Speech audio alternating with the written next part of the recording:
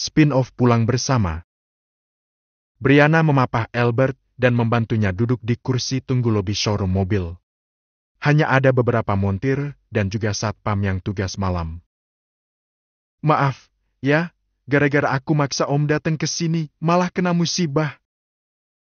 Sesal Brianna. Albert melirik Brianna, ada sorot kesungguhan di mata gadis itu. Albert melihat baju yang dikenakan Brianna. Tumben ini anak sopan pakai baju. Ya, tak apa-apa. Jadi berapa yang harus kubayar? Sahut Albert tanpa basa-basi. Tidak poin banget sih. Perutmu gimana? Tanya Brianna. Ya, tak apa. Berapa? Albert membuka dompet. Brianna menyebutkan nominal perbaikan bemper mobilnya yang sedikit penyok. Hanya sedikit padahal, tapi tetap saja mengurangi nilai estetik. Albert sudah selesai membayar. Lekas pulang, sudah malam. Tadi kenapa nggak transfer saja ke rekeningmu, ya? Gumam Albert seraya memasukkan dompet ke saku celana. Kalau transfer kita nggak ketemu, dong. Kedip Brianna. Albert seketika melengos melihat bola bening bermata lentik milik Brianna mengedip manja padanya. Sudah selesai ya kan? Aku pulang. Terima kasih sudah menolongku. Albert beranjak keluar dari lobi. Sudah malam, kau juga langsung pulang. Pesan Albert. Brianna tersenyum. Ada kali Om yang langsung pulang, hati-hati nanti ada yang begal lagi. Kikik Brianna. Albert salah tingkah mendengar ucapan Brianna. Di satu sisi dia malu karena sebagai lelaki dipukul seperti itu saja sudah jatuh tersungkur dalam sekejap. Tapi di sisi lain dia mengagumi ketangkasan Brianna membuat orang jahat tadi kabur dalam waktu singkat. Padahal dia spontan pergi ke showroom karena dia pikir Brianna sedang apa malam-malam ke bengkel showroom lalu ingat jika pakaian yang dikenakan Brianna selalu minim bahan. Di hati kecilnya Albert takut terjadi apa-apa dengan Brianna tapi malah dia sendiri yang kena begal. Tak diduga jika Brianna gadis yang tangguh. Om, pulang bareng, dong. Mobilku kan mesti nginep. Memangnya saat ini juga selesai? Pinta Brianna. Albert menghentikan langkah. Ya, pulanglah sendiri. Sahut Albert. Nanti kalau aku dibegal gimana? Rajuk Brianna masih duduk santai tumpang kaki. Albert tampak ragu. Tapi dia bingung jika harus mengantar Brianna pulang, itu artinya mereka akan berada dalam satu mobil berdua. Ya udah, deh. Aku mau pulang sendiri aja, bye. Brianna melangkah cepat menuju pintu lobi. Tunggu. Ini sudah hampir jam 12 malam. Ayo, kuantar. Ucap Albert akhirnya. Brianna tersenyum senang. Kenapa harus malam sih kesininya? Bukannya bisa siang? Tanya Albert di dalam mobil. Siang sibuk kuliah. Jawab Brianna. Memangnya kamu gak dicariin orang tuamu pergi sampai malam begini? Brianna tergelak. Dicariin tapi mereka bosan dan hampir frustasi karena aku sering ngumpet-ngumpet kelabeng dan pulang subuh. Albert mengernyit. Kelabeng? Ke diskotik? Pub? Hei Em, apa menariknya tempat itu? Bising dan penuh maksiat. Cibir Albert. Brianna tersenyum. Iya, memang. Tempat itu nggak bagus. Bising. Di dalamnya penuh minuman beralkohol, narkoba, lelaki dan perempuan bercampur di tengah hingar-bingar musik, ada juga penari striptease. Belum lagi flooding dan berujung booking-membuking. Tapi percaya nggak, aku kesana nggak pernah pesan minuman beralkohol. Hanya senang saja mendengar musik DJ yang menghentak-hentak.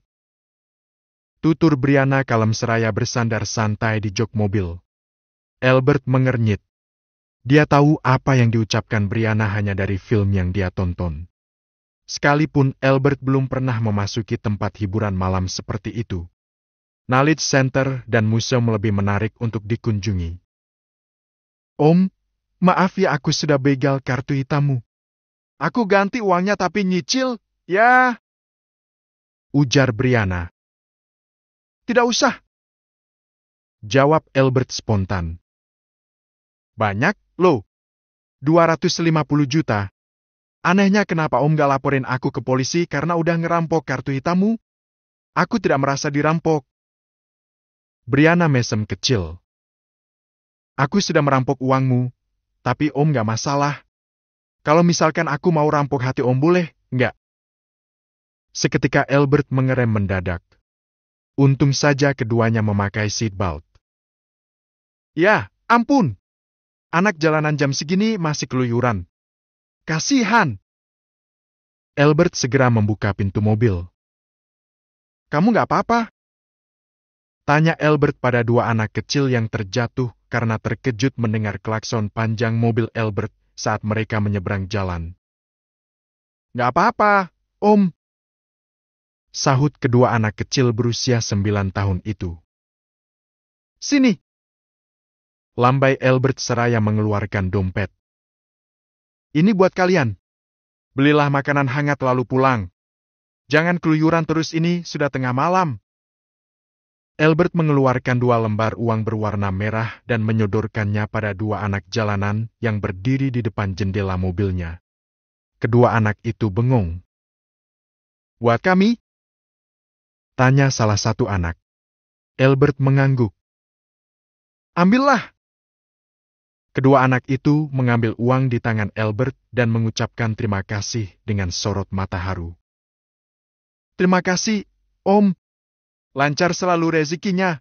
Semoga berkah. Kedua anak jalanan itu mengangguk sopan lalu berlarian ke tepi jalan dengan penuh semangat dan menghampiri penjual nasi goreng. Albert tersenyum melihat keceriaan anak jalanan yang nyaris dia tabrak karena ucapan Brianna. Albert kembali melajukan mobil tanpa kata. Melihat Om yang baik hati seperti ini, aku makin semangat untuk bisa merampok hatimu, Om. Celetuk Brianna. Kali ini Albert tidak terkejut atau mengerem mendadak. Dia berusaha tenang padahal kedua tangannya gemetaran. Om, itu tangan kram apa tremor? Mau gantian nyetir? Enggak.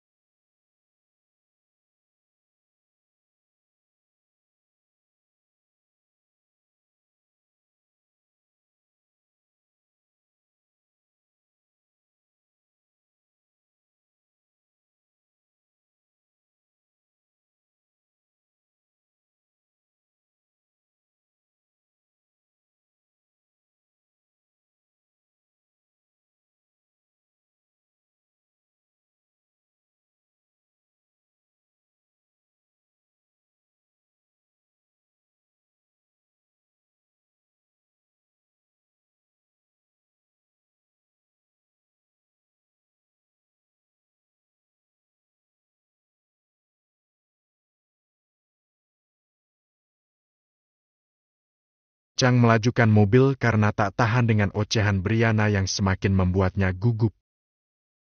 "Jangan kenceng-kenceng, Om." Brianna menepuk-nepuk lengan Albert. Bukannya makin pelan, Albert semakin mengencang dan akhirnya sampai di apartemen tempat tinggal Daniel. "Gak usah masuk, di sini aja.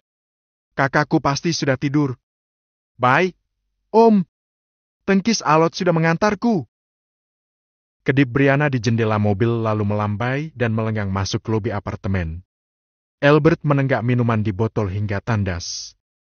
Matanya sering kelilipan jika melihat Brianna mengerling manja padanya. Tak lama ponselnya berdering. Brianna menelponnya. "Om bisa nggak jemput aku besok buat pergi ke kampus? Mobilku kan masih di bengkel." Pinta Brianna dengan suara manja. Albert menegang. Dia tak menyahut tapi langsung menutup telepon serta mengubahnya menjadi mode pesawat. Albert segera berlalu dari depan lobi apartemen, sementara itu Brianna terkikik geli yang sebetulnya masih bersembunyi di jendela lobi melihat kegugupan Albert. "Menarik sekali Om cupu itu." Gumam Brianna segera melenggang menuju lift apartemen. Spin-off. Pagiku cerah, Spin-off. Pagiku cerah, matahari bersinar, lalala. Dora menjawel dagu Rere yang hanya bengong melihat para wanita Dharma Wangsa sibuk mengeluarkan barang belanjaan Lani kemarin. Ada Sisi sudah tiba di Indonesia 2 hari yang lalu.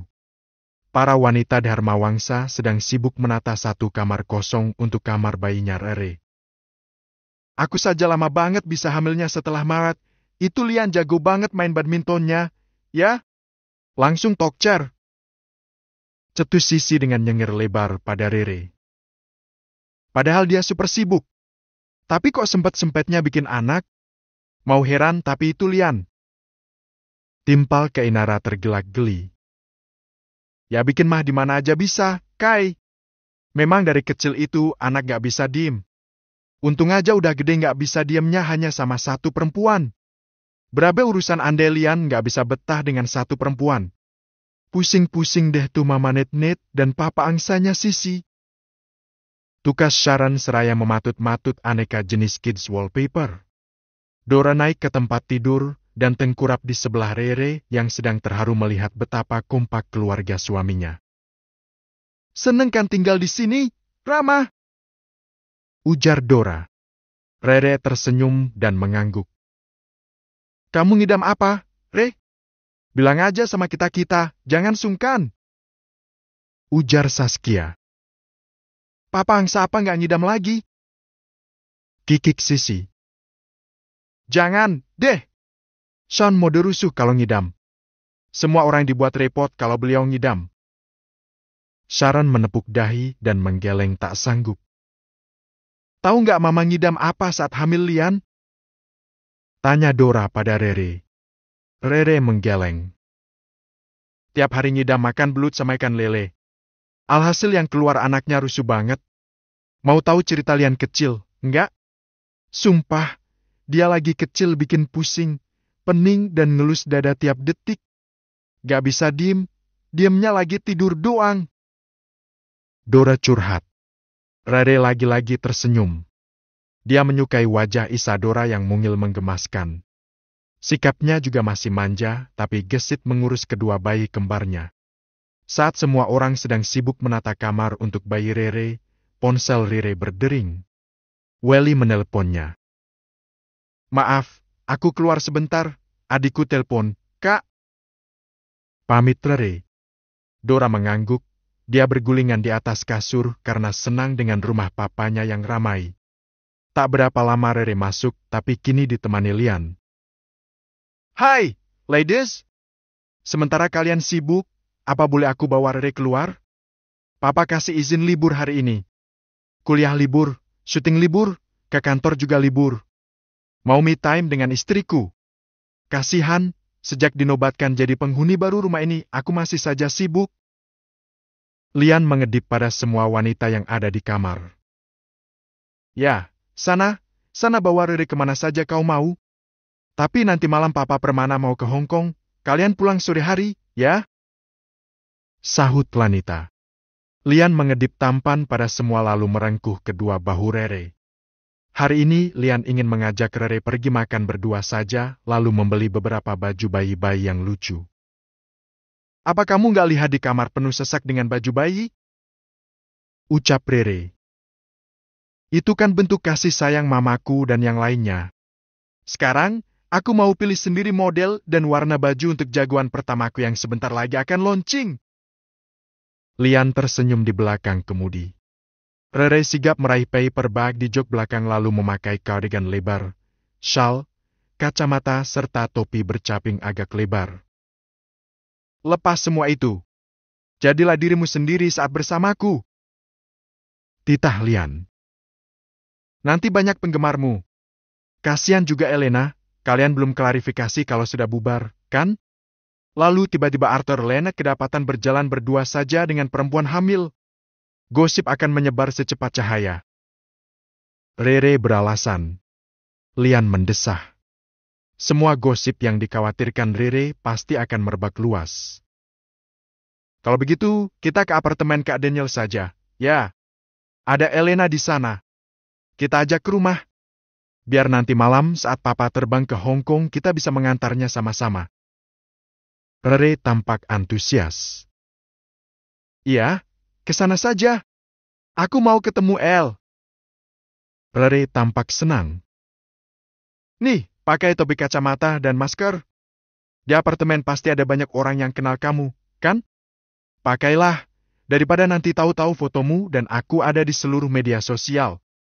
Kamu pengertian sekali dengan profesiku, sayang.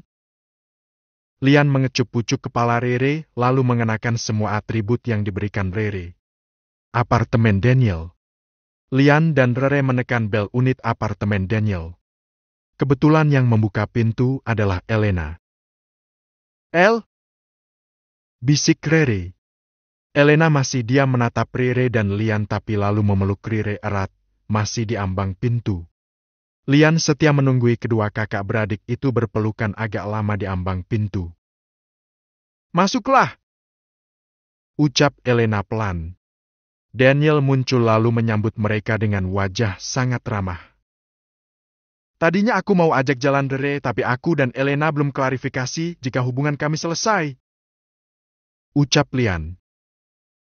Kasihan juga lagi hamil. Kalau kami dihujat netizen takut Rere stres dan berpengaruh pada kehamilannya. Apa sebaiknya pernikahan kalian dirahasiakan dulu? Sahut Daniel. Entahlah, masih diskusi dengan pihak manajemen. Nanti malam juga Papa dan Mama mau diskusi tentang hal ini. Sahut Lian. Aku sih tak masalah dengan komentar publik. Prioritaskan saja Rere dan bayinya. Dia sudah cukup stres karena sudah aku jauhkan selama 3 bulan kemarin darimu. Sahut Elena berusaha tegar. Kali ini Elena tegar bukan karena perasaannya pada Lian, melainkan karena kejahatan Starla sudah terungkap. Dia merasa malu sekaligus sedih dan kecewa pada Starla. Daniel menggenggam jemari Elena dan Elena diam saja. Tentu saja Rere dan Lian saling berpandangan dengan kening mengernyit melihat Daniel begitu perhatian pada Elena. Sementara itu di kamar Daniel, Brianna masih mendengkur halus. Dia lupa kalau semalam meminta Albert menjemputnya jam 10 pagi karena jadwal kuliahnya siang hari. Ponselnya berdering. Padahal hari ini adalah hari Minggu. Nona, aku sudah di bawah. Mau kuliah jam berapa? Ada pesan dari Albert ke ponsel Brianna. Di luar sana, Albert termenung. Kuliah apa hari Minggu? Asisten dosen si jelas Minggu pun kadang masuk. Tapi gadis itu tak mungkin jadi asisten dosen. Penampilannya yang selebor dan heboh rasanya tak mungkin dia menjadi asisten dosen. Gumam Albert seraya melihat jam tangannya. Siang itu Albert hendak meeting selepas jam makan siang. Akhirnya Albert menelepon Brianna, lama jua tak diangkatnya. Halo? Sapa suara serak khas bangun tidur. Aku sudah di bawah. Cepatlah, 1 jam lagi aku ada meeting penting dan tidak ingin terlambat. Ucap Albert. Di bawah? Bawah mana? Bawah kasur? Terdengar Brianna menguap. Kamu masih tidur? Iyalah, ini kan hari Minggu, waktunya bersantai dan malas-malasan. Sahut Brianna kembali menguap. Semalam minta dijemput ke kampus jam 10. Kau lupa? Astagfirullah, ya Tuhan. Iya ya, aku lupa kalau sekarang Minggu, Om. Saking rajinnya aku kuliah sampai lupa hari. Terdengar kekehan pelan Brianna. Kamu sudah mengganggu dan menyita waktuku. Albert berkata tegas dengan wajah tanpa ekspresi. Albert tak tahu jika Brianna terlonjak dan nyawanya benar-benar sudah terkumpul. Om, beneran ada di bawah? Tunggu aku ke bawah. Please, aku benar-benar lupa hari. Tunggu, ya.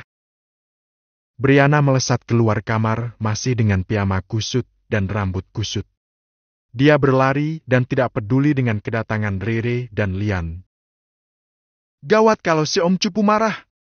Orang seperti itu jangan sampai kecewa. Manusia langka, manusia langka. Pekik Brianna keluar dari apartemen. Keempat orang yang berada di ruang tamu melihat heran pada Brianna yang memekik dengan wajah panik. Manusia langka? Siapa yang dia maksud? Gumam Elena melirik pada Daniel. Tapi Daniel bingung hendak menjawabnya. Daniel paham, pasti yang dimaksud Brianna adalah Albert. Brianna memencet tombol lift dengan tergesa.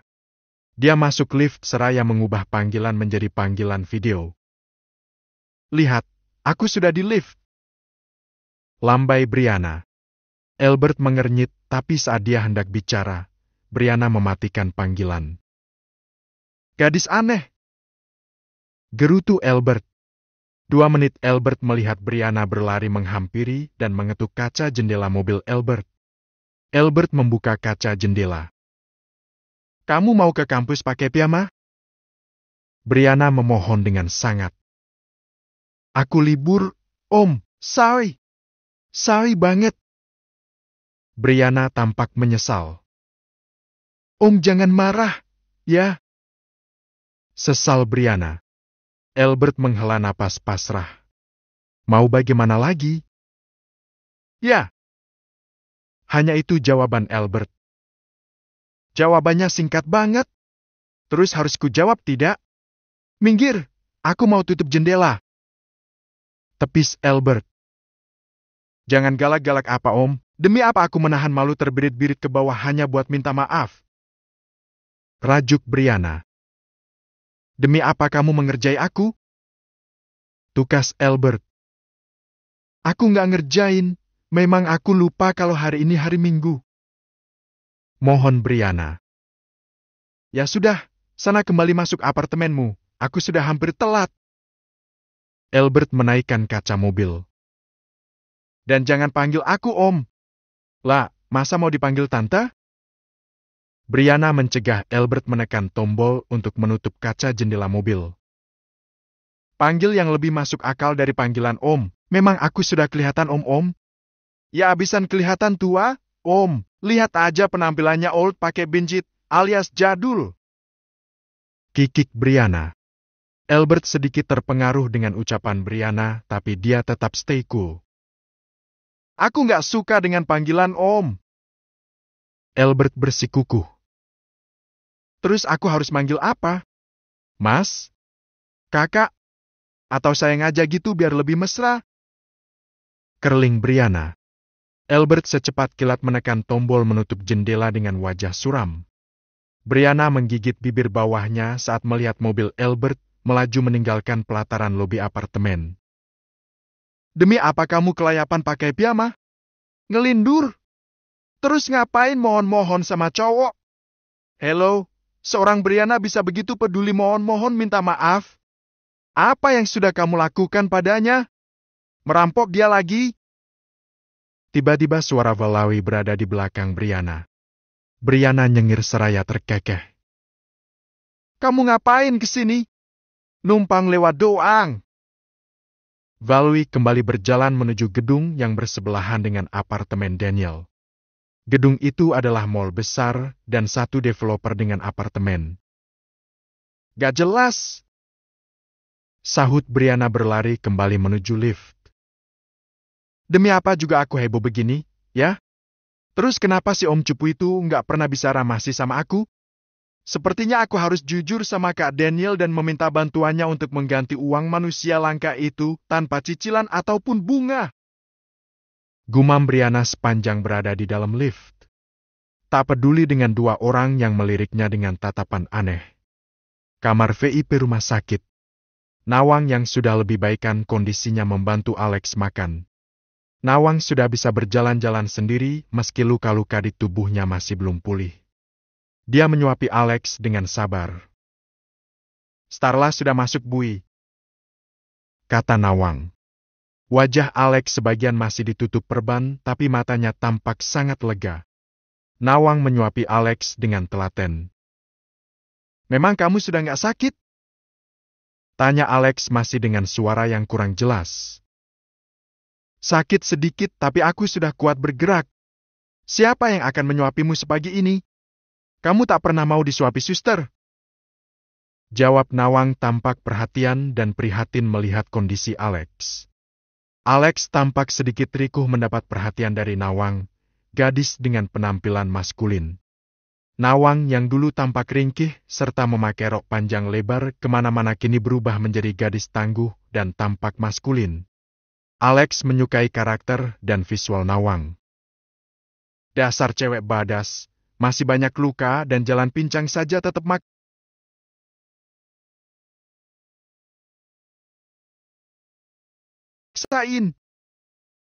Ucap Alex dengan sorot mata kagum.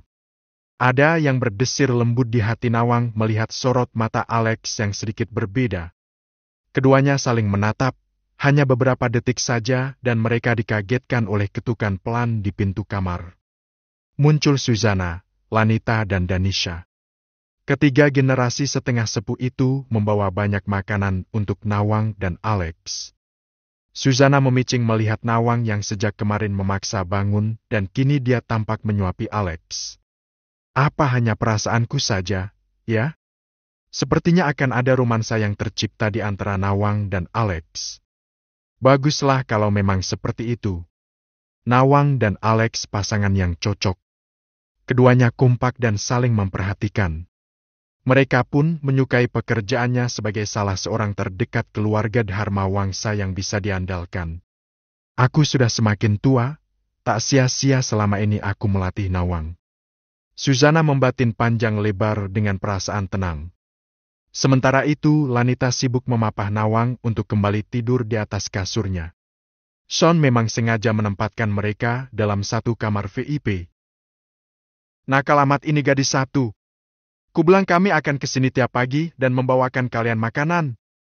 Jangan banyak gerak dulu. Lanita mengomel pada Nawang karena ingin Nawang cepat sembuh. Iya, Nyonya. Padahal saya sudah bisa makan sendiri. Tapi dia maksa, sepertinya Nawang memang senang memperhatikan saya dan saya menyukainya. Alex berkata dengan jelas dan lancar seraya mengedip pada Nawang. Kamu!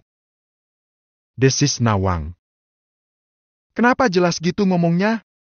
Oh, jadi dari kemarin hanya pura-pura? Benar-benar, ya. Aku bela-belain bergerak meski sakit tapi ternyata kamu sudah sembuh. Nawang geram. Alex terkekeh lalu memejam dan mengaduh. Tapi tentu saja itu hanya pura-pura. Lanita menghela napas seraya menggeleng. Kalian ini masih saja bisa bercanda padahal perban masih penuh di sekujur tubuh. Hiburan, Nyonya. Biar cepat sembuh. Perhatian Nawang pada saya sungguh membuat saya terhibur dan luka-luka pun mengering dengan cepat. Alex menghentikan acara pura-pura sakitnya. Dia mengekeh malu-malu pada Lanita, Suzana, dan Danisha. Sementara Nawang cemberut tidak terima karena Alex sudah membohonginya. Sudah, jangan marah. Alex sepertinya menyukaimu. Bisik Lanita di telinga Nawang. Seketika wajah Nawang memerah. Dia mendadak salah tingkah mendengar bisikan Lanita. Sesuatu hal yang belum pernah dirasakannya pada Okan dulu. Spin-off penggoda. Klarifikasi mengenai berakhirnya hubungan